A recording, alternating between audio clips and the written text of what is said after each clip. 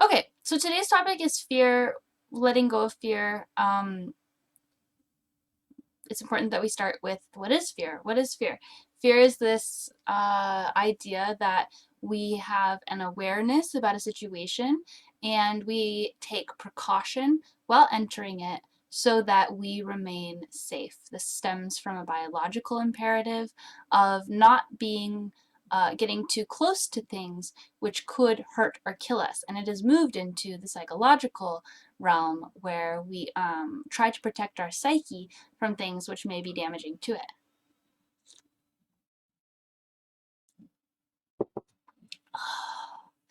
And I believe that the only reason why our, okay, I believe this is bothering me. I believe the only reason why our psyche requires the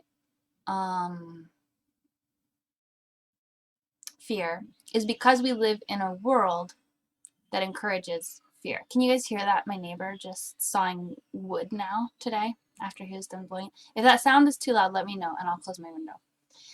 So I believe that the fear of protecting our psyche. You were afraid you'd forget to respond to the Atlantis Kickstarter survey to get your t-shirt, but you completed it. Awesome, Alan. Thank you. Atlantis is coming. That's a good point, though, too, because fear can be something like a reminder, like a little bit of a stressful reminder. Like, oh, I don't want to miss out on something. I don't want to forget something. I need to do something so that my life can be better. That's a little bit lesser of a fear, more of like a worry. But worry is tied in with fear. I guess fear is just extreme worry. So where does fear serve us and where doesn't it serve us? It serves us in being made aware of true danger, and it doesn't serve us when we are limiting ourselves through our fear because um, because we haven't figured out that it's not going to hurt us and that we can rise above any situation that comes our way psychically. The third dimension is very strange because there are things which can happen to us in the physical realm which can hurt or hinder us beyond repair. And it's really confusing because we would expect all the different aspects of life to act the same way. And a lot of times there are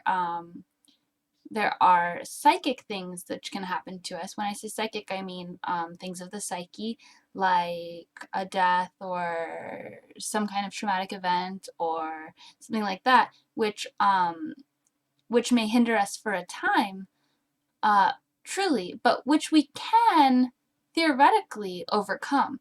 You cannot necessarily regrow your limbs, but you can heal from any trauma. I do believe that. That is a very strange thing to have in a planet because we should be able to regrow limbs if we're able to heal every aspect of our psyche. Maybe we'll get to that point once we learn how to fix our psyche, our conscious mind.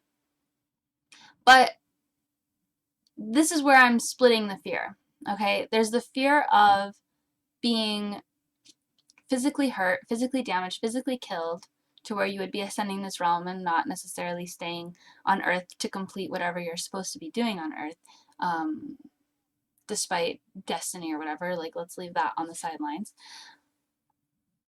And that kind of fear is totally valid and totally legitimate. The psychic fear, though, the fear that, like, if you go into I mean, things will still happen. It's just such a difficult topic, is distinguishing the difference between what you should be afraid of and what you shouldn't be afraid of.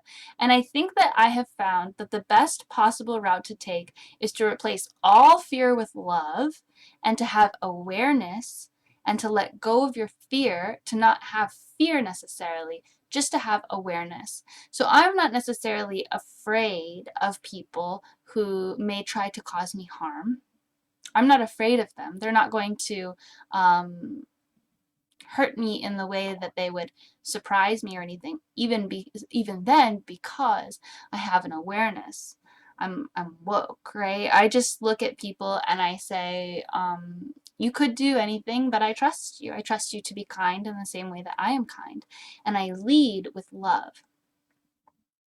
And through that love, I think it makes the world into such a better place.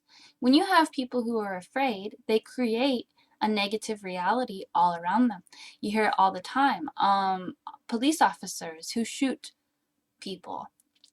They say, why did you shoot them? He said, I was afraid he was going to shoot me. But then somebody got shot. You know, it's creating that reality of the negative fear, whatever you're afraid of. So whatever you're placing your attention on, it will bloom and thrive. That does not mean you cannot be aware of the danger of potential situations or aware of potential outcomes, because you can be aware of those things, but you don't have to be afraid of them. You don't have to focus your attention and your emotional impact on a potential which is not even true if it's not the potential that you actually desire or a beneficial potential. Do you see that? I took one sip of coffee and my mouth just started working. It's amazing. It's amazing stuff. Coffee and me.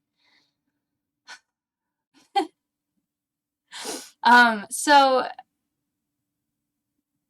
how do you let go of fear that you know is irrational? How do you look at a situation and say, I know that this is a potential that could happen, but I don't want to bring it into my life by being afraid, or the fear is just killing my vibe. I'm living in a state of fear, and because I'm afraid of things, I'm prevented from going out of my house. I'm prevented from doing certain things. I'm prevented from going to parties. I'm prevented from having fun with my friends. I'm prevented from all these things that I actually want to be doing. If you don't actually want to be doing them, still you should get over your fear, but it's going to be for different reasons. But if your fear is preventing you from things your heart is calling you to do, starting a business, whatever it is, then you can look in your heart and you can make a deal with it. You can say, okay, heart, I see what you want. I see what my fearful brain is saying, and I'm going to let go of these thoughts without forgetting about them, but I'm not going to focus on them, and I'm going to align my focus and my attention to my heart. Let's say that you are afraid of seeing someone who has maybe traumatized you in the past if you go to a certain part of town. That just happened to me all the time. I'd have panic attacks every time I went to a certain part of a whole state because I was afraid that I would see someone who had abused me. I'd have panic attacks, I'd be sweating. How was I able, what was the best thing for me to do? It was to still go to those places because I did not want to be restricted. I needed to go to those places to see my friends, to do high-paying jobs, to do all kinds of things. If I had said, no, I cannot do that, then I wouldn't have been able to experience several opportunities which were afforded to me because I overcame my fear. So how did I do it? I acknowledged that I might see the person. I came up with several things that I would say to the person, which were loving. And I resolved the conflict within myself to the best of my ability. And I just kept doing it. And every day, it was actually crazy, you guys. My bus would drop me off right outside of my abuser's old house. I didn't know if they still lived there, but like that was my commute to work, and there was no other way. So it was right outside of their house. Can you believe that? In a different city than the one I lived in. And so I just had to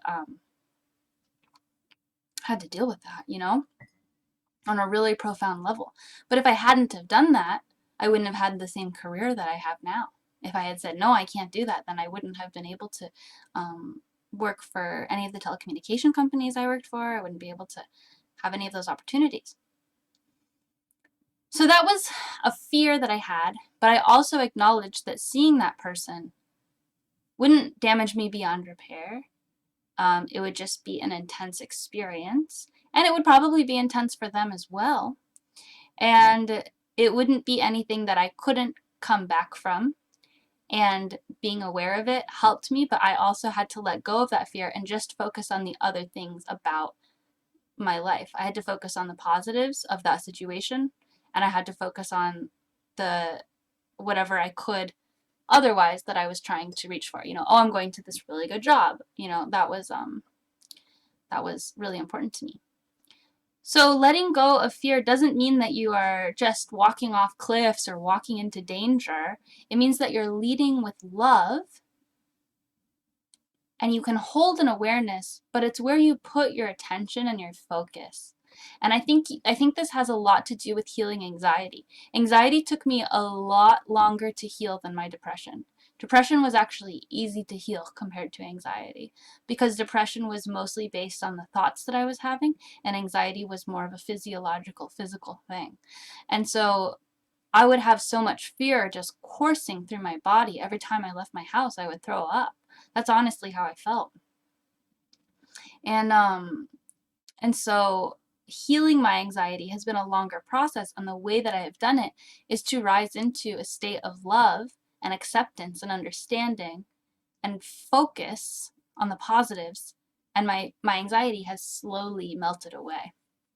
Every time I have an anxious thought, I just think the opposite thought, and that helps a lot. And remembering to stay grounded in this positive reality really can help anxiety. Why do you think I'm afraid of getting what I want, and how to deal with it? That's a good question. That's a true thing that happens to a lot of us. I think it's because we have the fear that we're inadequate, or that we might be inadequate if the situation did come to pass, that we wouldn't be able to live up to it, or that it wouldn't make us happy. I would explore that feeling more deeply and figure out exactly what you are afraid of, and I would figure out ways to let go of that specific fear. So I think it just takes a lot of soul searching and analyzation of coffee with Unicole, I know, and analyzing what exactly you're afraid of, and how you can let go of that. I like reading fantasy fiction novels. Me too. So does anyone else have any questions about fear? Because it really, really, really, really, really does not serve you. Awareness serves you. Fear does not. If you're petrified of something, terrified of it, that's not going to be serving you.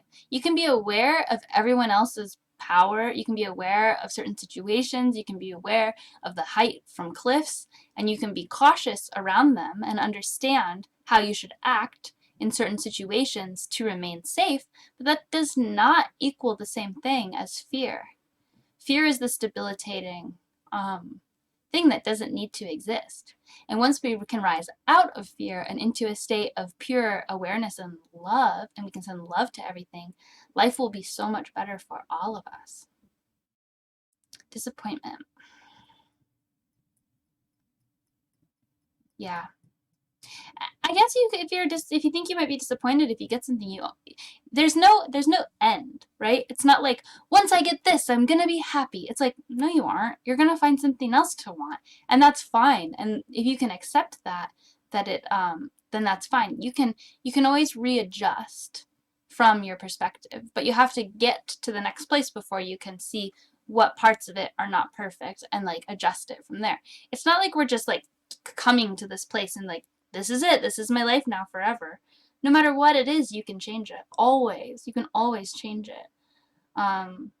Some things are going to be harder to change than others, but in which case you might, really think carefully beforehand. But know that every step that you take, most of the time, you can take another step. It's just, there's all these roads. Fear is a teacher. It's here to teach you something no other teacher or philosopher could teach you, that we are here to experience both success and failure. I don't know that fear teaches you that, though. I think experience can teach you that. But I also don't believe in failure. I think we just have growth and progress one after another. There is no failure. Nothing will stop you until you die. And even then, you're an eternal spirit in physical form, so nothing can stop you then either. You are the universe. There's no failure. Used to be King Tut, and now I'm Osiris. I have this inescapable destiny, and I'm afraid to get following, because I am often misunderstood. Why are you connecting your image to these people who have died, though, and like gods? Why can't you just be yourself with their energy, you know? And also, you shouldn't worry about what other people think of you. That's a waste of time. I was reading, I think Ralph Smart said today, one of the best things that you can do for yourself is not care what other people think. Just live in your own light and love yourself and understand yourself, and do not worry what other people think of you until the point of, you know, of violence against you or imprisonment. You know, keep those two things in mind. But even still, don't be afraid. Don't be afraid. Just be yourself and spread love and spread joy. You know, the more kindness and compassion you can spread without harming anybody else, the better off our whole world will be. Our whole world will be better. So donate 10% of your income. If you donate $20 this month, you'll get a t-shirt. We already failed when we sinned in our prior existence. We're here to be redeemed. All right, Bible Wizard, we have different opinions, and you can have that opinion, and I can have my opinion, and that is fine. And I send you my support with that. But this is the Unicult sermon, so I don't think that sin exists. I don't think that failure exists. I think all of these negative things are just bullshit we've put into our consciousness, and it's only held us back. So once we overcome those things, then we can truly progress into a state of love and light and joy, and acceptance for who we really are, and all the pain and suffering that we've caused. I don't think karma is like this thing where you just live a life that should teach you. I think karma is, you have to learn the lesson. Like, you have to experience and understand. So, like, if you hit somebody, karma isn't that you get hit, it's that you understand that when you hit somebody, it hurt them.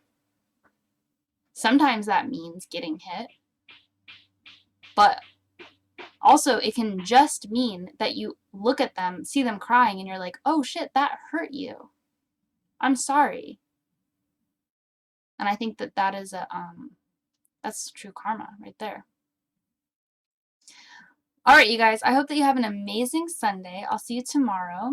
You're blessed with really strong connection to the Akashic Records, and that's what I'm shown. I came back to help with karmic progression, help everyone realize they are their own gods. Awesome, King Om. Well, don't be afraid of what other people think then. Just live what you know. If you know all that information, live it. That's what I think. And do so and, like, you know, be conscious about it. Be aware of how people might be interpreting your words, and you can work on shaping your words so that they are more easily understood. But otherwise, just go for it.